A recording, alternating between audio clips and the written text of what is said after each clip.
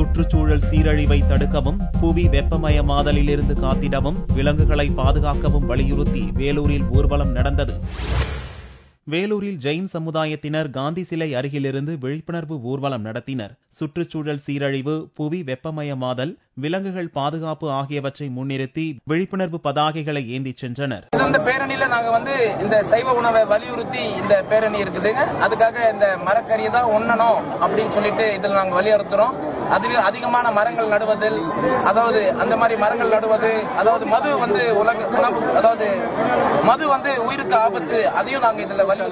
சத்துவாச்சாரியில் புற்று மகரிஷி 14 சித்தர்கள் வளாகத்தில் உலக சித்தர்கள் தின விழாவை முன்னிட்டு 10 நாட்கள் யாகம் ஞாயிறன்று துவங்கியது.